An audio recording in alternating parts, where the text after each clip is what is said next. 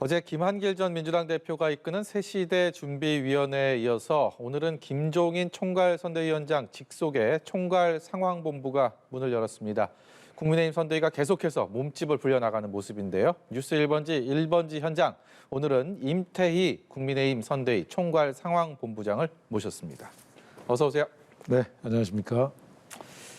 이명박 정부의 비서실장, 그리고 꽤 오랜 시간 동안 이 제도권 정치에 떠나서 대학 교수로, 대학교 총장으로 지내시다가 불현듯 다시 정치권으로 돌아오셨습니다. 어떤 계기가 있었는지 궁금합니다. 우선 최근의 정치 상황에 대해서 국정의 중심에서 오래 활동했던 입장에서 그대로 이 뒷짐지고 있어서는 안 되겠다는 생각을 했고요. 예.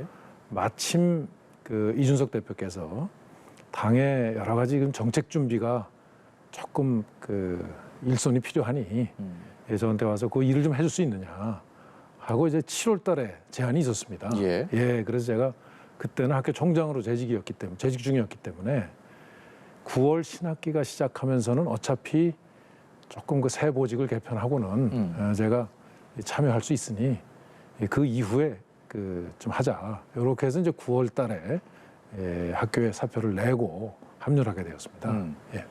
이준석 대표가 처음 제안을 했다고 말씀을 하셨는데 이 지금의 국민의힘 선대위의 직지상은 김종인 위원장과 가장 지근거리에서 이 어떤 선대위의 전체적인 전략을 짜는 그런 역할을 하게 되셨습니다. 김종인 위원장과는 특별한 인연이 있는지 궁금합니다.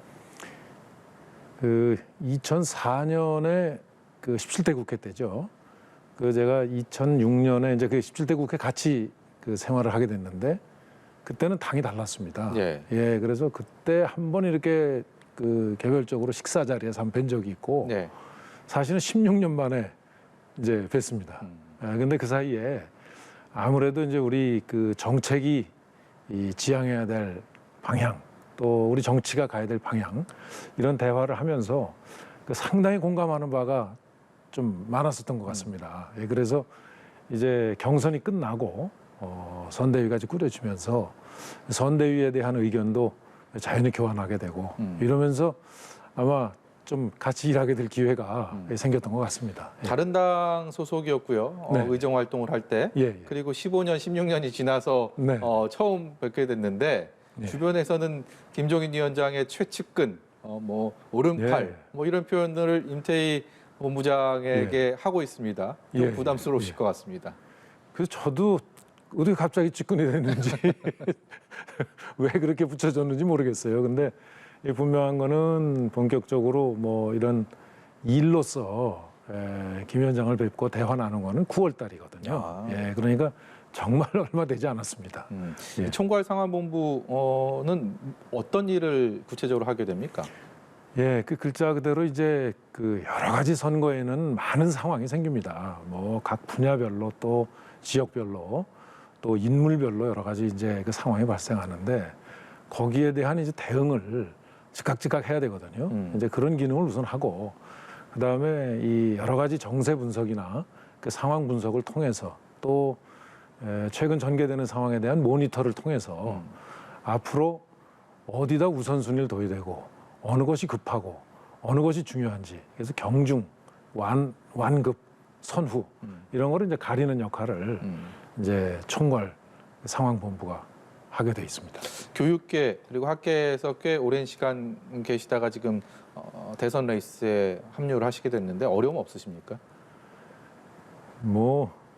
대학도 하나의 또 많은 구성원들이 각기 다른 생각을 가지고 또 이렇게 한 곳을 향해서 나아가는 조직이고 또 제가 대학에 있기 전에는 우리나라의 소상공인 자영업 하시는 분들의 여러 가지 문제들을 좀 사회적으로 관심을 갖고 같이 해결해 보자 하는 그런 활동을 했었습니다. 그래서 이제 아카데미도 같이 운영하면서 소상공인 활동도 지원하고 했는데 그런 것들이 다 의미 있게 이게 연결이 돼서 뭐 큰 어려움은 없습니다. 이 노재승 전 공동선대위원장이죠. 네. 지난주에 이제 사퇴를 했는데 그 과정에 정말 말들이 많았습니다. 근데 이 사퇴 기자회견 하는데 바로 옆에 계시더라고요. 그래서 예, 예. 임태희 본부장이 어느 정도의 역할을 꽤 많이 했다라는 네. 얘기들 많이 있는데요. 네, 어떻게 저기 네, 설명해 그 주시겠습니까? 실제 상황은 그렇습니다. 이제 후보께서 5.18 발언이 이제 상당히 문제가 됐고 네. 또 여러 가지 백범 김구 선생에 대한 발언 뭐 이런 것들이 나와서 사실은 후보께서 호남 향후회, 재경 호남 향후회 또 김대중 도서관 행사의 방문 이런 맥락에서 후보의 여러 가지 이제 정치 공세라고만 보기에는 참 저희가 신경을 써야 될 예. 그런 발언들이 만약에 겹쳐서 그분이 이 정강 정책에 대한 소위 연설이 공중파를 통해서 나갈 경우에는 예. 그 후보의 여러 가지 그런 행보가 굉장히 반감될 수 있다 하는 판단이 있어서 구태여 그렇게 하는 것보다는 취소하는 게 좋겠다 하는 이제 당내 정세 판단이 있었습니다. 예. 그래서 취소를 했는데 본인한테는 동의를 못 구했죠. 근데 그게 이제 본인이 마치 반발하는 것처럼 이렇게 보도가 됐던 것 같습니다. 네. 그래서 제가 연락을 해서 이제 점심시간 이후에 경위에 대해서 조금 설명이 필요할 것 같다. 그러니까 좀 만나자. 이래서 이제 그날 오후에 보고 제가 사과부터 했습니다. 왜냐하면 본인이 정말 정성스럽게 쓴 연설을 취소당한 데 따른 여러 가지 설명을 해야 되지 않겠습니까? 그래서 제가 충분히 설명하고 왜 그렇게 이 선택을 했는가에 대한 배경 설명을 했습니다. 예. 그러니까 본인이 계속해서 지금 본인의 문제가 당에 그렇게 부담을 주고 특히 정말 후보의 당선을 위해서 합류를 했는데 후보께 부담이 된다면 본인이 빠지는 게 좋겠다 하고 싶어서 직접 즉석에서 본인이 사퇴서를 작성을 하더라고요. 예. 그래서 제가 정말 당이 큰 빚을 졌다 하면서 본인하고 같이 기자회견장을 갔던 거죠. 내용은 그렇습니다. 예. 화제를 좀 돌려보겠습니다. 국민의힘 선대위 내에 이른바 새롭게 형성된 3김, 김종인, 김병준, 김한길. 네.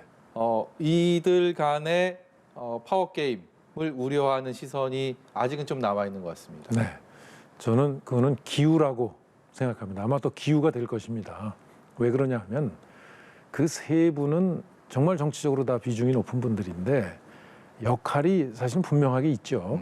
이제 김종인 위원장께서는 전체의 큰 흐름을 이렇게 이제 주도해서 나가시는 입장이고 김한길 위원장님은 어제 보도에도 났듯이 여러 가지 새로운 시대를 열기 위한 여러 가지 준비 상황들을 정치적으로 한국 정치의 새로운 방향에 대해서 이제 준비를 하시고 김병준 위원장님께서는 굉장히 정책에 대한 이 국정 중심에서 활동하신 경험이 많으시고 또 학자로서도 뭐 대단한 분이시죠. 네. 그래서 우리 당의 여러 가지 정책 문제에 대해서 이렇게 자문해주고 방향을 설정해 주시는 역할을 하시기 때문에 좀 다릅니다. 그래서 제가 악기로 많이 표현하는데 관악기, 현악기, 타악기 이렇게 돼서 아주 좋은 화음을 만들어낼 거로 생각합니다. 이 다른 악기들이 말씀하신 것처럼 잘 어울리면 네. 그 오케스트라가 정말 멋진 음악을 만들 텐데 뭐 하나가 삐걱대기 시작하면 불협화음이 만들어질 수도 있는 거 아닙니까? 그렇기 때문에 특히 요즘에 손실보상금의 이 규모 시기를 두고서 코로나 대책 말씀이시죠? 그렇죠. 여야 간에 그리고 후보와 김종인 위원장 간에 그리고 김병준 또 위원장의 또 목소리들 이게 다 조금씩 다 결이 다르면서 이것이 또 보기에 따라서는 불협화음으로 내비쳐질 수도 있지 않겠습니까? 제가 말씀드리면 어떤 문제에 대해서 이러이러한 조건이 형성 안 되면 이건 안 되는 거다. 조건부 반대죠. 그다음에 이런 것이 보완이 되면 그것은 할 수 있다. 그러면 조건부 찬성이고요. 근데 내용은 사실은 똑같은 겁니다.